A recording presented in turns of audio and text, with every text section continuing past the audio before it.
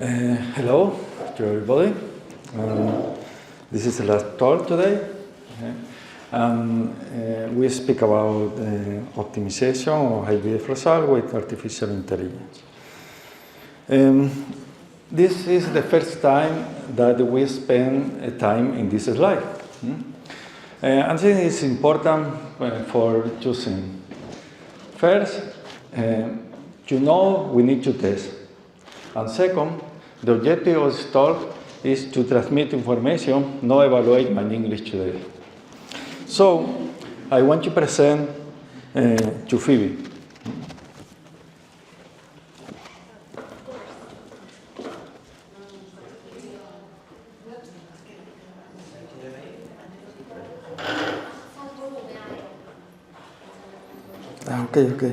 Okay.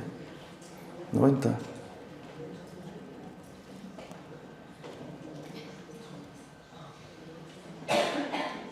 Hello everyone, I'm Phoebe and I am going to help Jairo explain some concepts about artificial intelligence in the field of assisted reproduction. Okay, thank you, Phoebe. I will try to explain artificial intelligence in clinical terms, how artificial intelligence is used in the IVF laboratory. I will focus on what AI can actually do today, its benefits and limitations. Scientific evidence and how it is used comply with the legal regulation.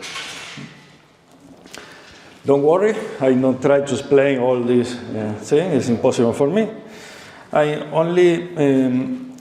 But I believe it's important to explain this concept in order to understand how they can help and limit us.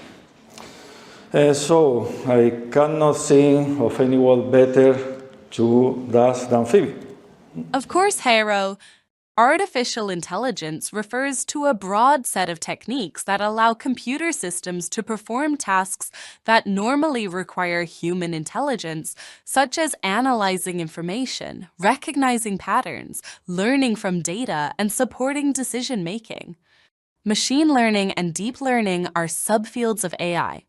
Machine learning is a branch of AI in which systems learn from data to make predictions or classifications without being explicitly programmed with fixed rules. Machine learning mainly uses structured data such as age, BMI, AMH, FSH, number of follicles, gonadotropin dose, previous cycle outcomes, usually organized as tables, spreadsheets, clinical databases. Deep learning is an advanced form of machine learning that uses deep neural networks inspired by the human brain to learn directly from complex data without predefined variables. The system automatically learns what features to look at and how to interpret them. Deep learning mainly works with unstructured data, such as images of embryos, oocytes, videos, time-lapse, for example, ultrasound images or complex signals, free text. For example, in assisted reproduction, machine learning predicts treatment success from patient data, while deep learning analyzes embryo images to select the best ones. Thank you. In simple terms, machine learning, for example, in this example, we need to go to something and we know what is the best thing. Machine learning use a different parameter that we can see what is the parameter or what is the decision. But in this learning, maybe the result is better, but we don't know what exactly happened inside, like a black box. And this is important to what is the gold standard, to optimize or to learn about the process. In the field of deep learning, I would like to show these three tools. Convolutional neural network, or CNS, are designed to analyze image and video.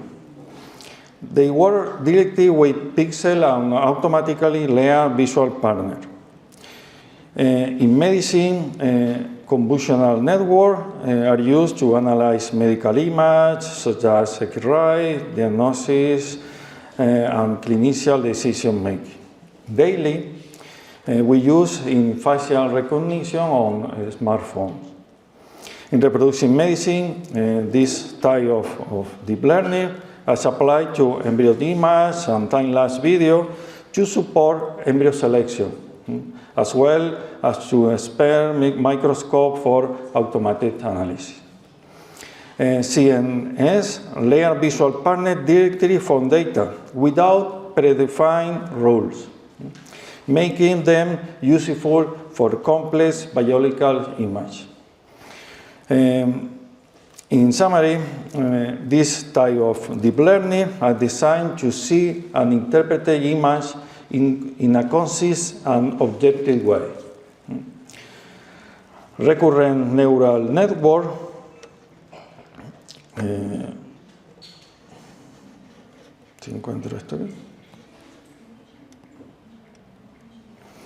Recurrent neural networks are designed to work with sequential data.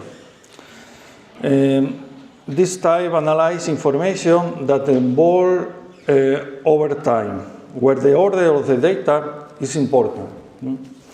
This type is used in speech recognition, text prediction, automatic translation, as well as virtual assistants like Phoebe. In medicine, they are applied to time-dependent data, such as electrocardiogram or visual scene monitoring. More so in reproduction medicine, RNAs can be used to analyze time-lapse embryo development, hormonal profile during ovulation stimulation, or treatment data collected over the different days. And the last, generative adversarial network generate a new data that look realistic. What is work is? Working together. There really is two systems. One generate new data, and the other evaluate whether this data is real or artificial. This type of deep learning using generate realistic image, improve photo quality, synthetic face, and produce content such as image or video. In reproductive medicine,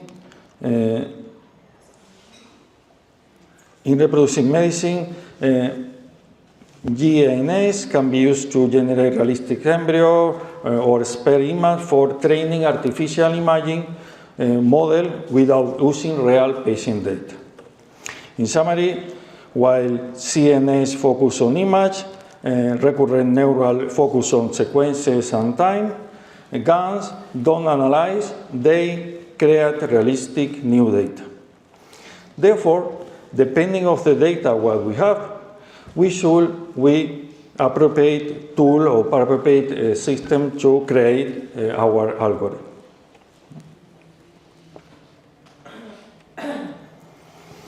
As you know, there are multiple steps in assisted reproduction where artificial intelligence can be applied.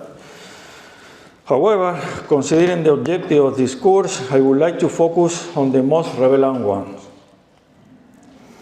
We are starting with workflow and patient assessment. One of the first studies was developed by Lettering. In this study, they analyzed data from 1,500 autologous cycles to predict the physician decision with very good accuracy.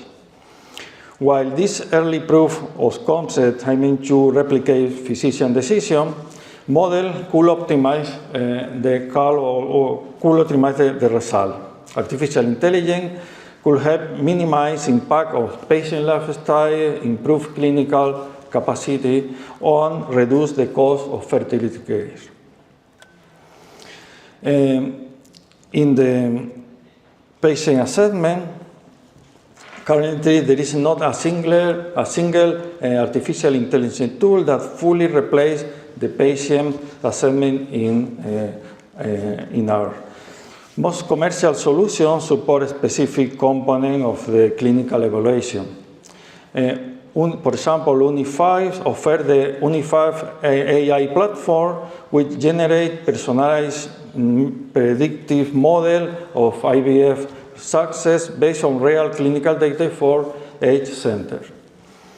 The main product for patients is the Uni5 pre-IVF report, which estimates the probability of having a baby in up to 3 IVF cycles. Taking into account age, BMI, reproductive history, ovarian reserve, and the partner semen analysis. They offer better results than the SAR, the Society of Assisted Reproduction Technology in the United States. For hormonal dosing and protocol selection, I need the help of Phoebe. Phoebe, please. Yes, sure. With regard to ovarian stimulation and gonadotropin dosage, numerous articles show a prediction accuracy greater than 0.7. Most focus on gonadotropin dosage and timing of administration. According to the authors, this allows for a reduction in medication dosage and the risk of hyperstimulation syndrome. Among the commercial programs available, a Life Assist stands out, a set of software tools that leverage large databases of IVF cycles to assist in decisions such as Stim Assist. Stim Asset support for reproductive endocrinologists to adjust medication dosages and timing in ovarian stimulation. The algorithm uses machine learning models trained with millions of IVF cycle data points from multiple clinics. These models generate personalized recommendations based on historical similar patients. It is important to note that current AI systems do not replace clinicians in ovarian stimulation, but they significantly improve personalization and consistency. Thank you. The next step is the sperm selection.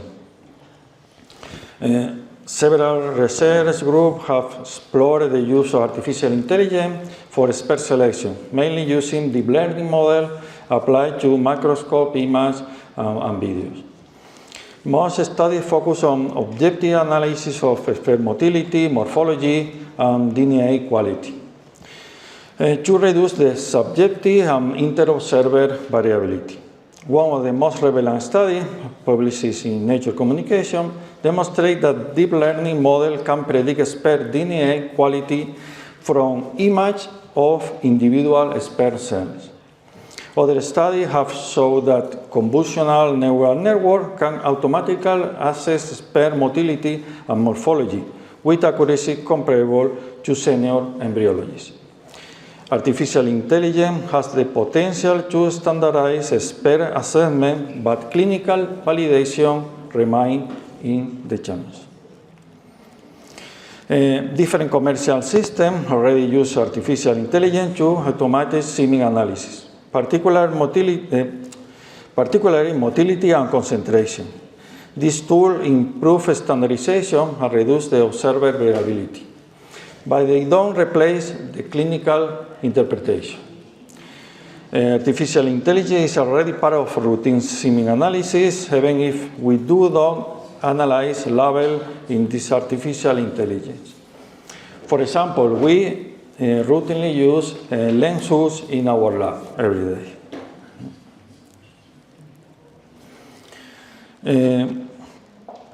The next step is ultrasound monitoring. Again, Siri. Let's get started, Dr. Hernandez. There is no doubt that your team has extensive experience in follicular monitoring, and Dr. Rodriguez Fuentes is a leading figure in this field. Even so, I believe I can add some interesting information related to AI and follicular monitoring.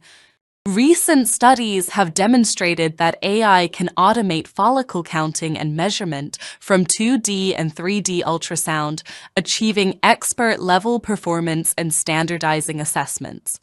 Deep learning-based models reduce variability in follicular measurements and have shown predictive ability for future follicle size, potentially lowering the number of required scans. An example of this has been provided by Dr. Rouleau with the counting of antral follicles and Dr. Rodriguez Fuentes with the use of SonoAVC 2.0. Explainable AI models indicate specific follicle size ranges on trigger day, correlate strongly with mature oocyte yield, and should be considered in clinical decision-making. Overall, AI can enhance the monitoring process during controlled ovarian stimulation by improving consistency, efficiency, and potentially outcome prediction, though further prospective clinical validation is needed. Current commercial AI tools primarily optimize follicular monitoring by improving measurement accuracy and data consistency, whilst decision-making remains clinician-driven, with AI acting as a support system rather than an autonomous controller. AI optimizes how we monitor follicles, not who makes the final decision. Thank you. The last is the embryo selection and outcome prediction. Embryo selection is one of the most active and mature areas of artificial intelligence in IVF.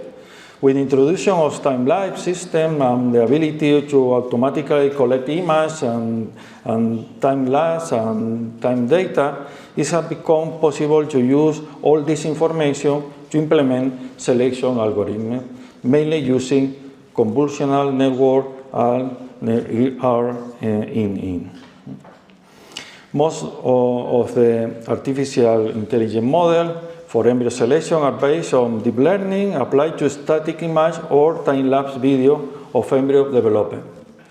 Several studies have demonstrated that artificial intelligence system can predict embryo viability and implantation potential with accuracy comparable to and sometimes higher than a senior embryologist.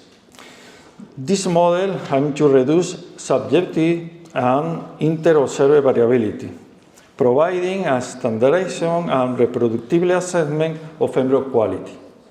Recent studies and systematic review suggest that artificial intelligence can improve consistency in embryo ranking and may support single embryo transfer strategies.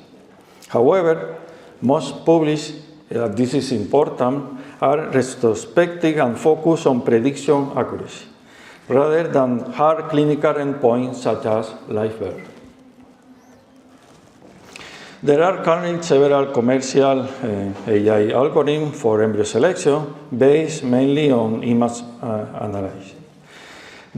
For me, the best is IDA score.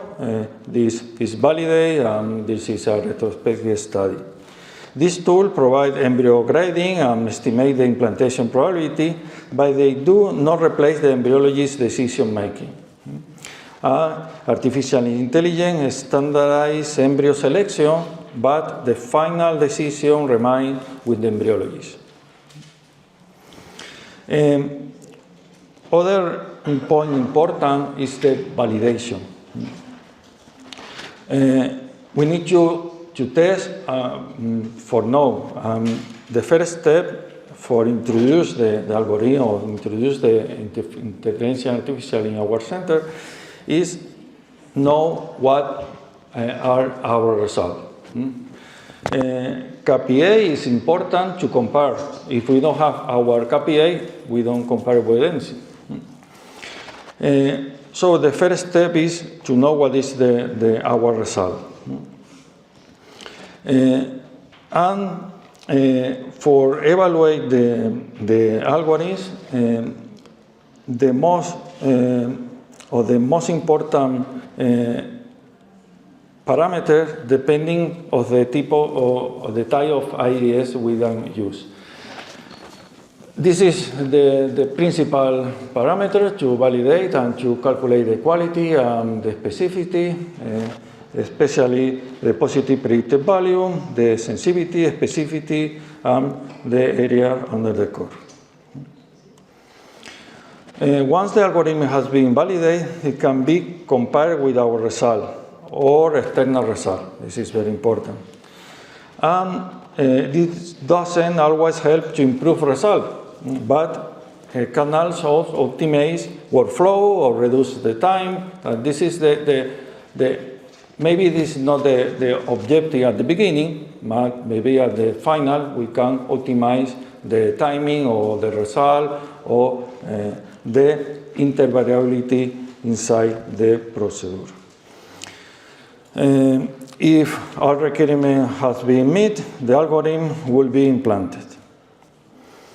In Europe, artificial intelligence use IVF is regulated under the European Artificial Intelligence Act.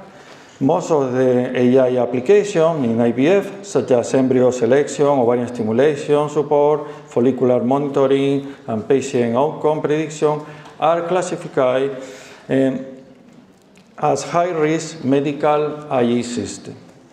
This classification requires clinical validation, continuous performance monitoring, transparency, and clear human oversight by clinicians and embryologists. From a legal perspective, the final responsibility of IVF treatment decision always remains with the clinician team. Artificial intelligence is promising but immature, improve efficiency, not outcome yet, but maybe depending on the algorithm. Evidence remains limited, and good practice adoption is essential. And thank you.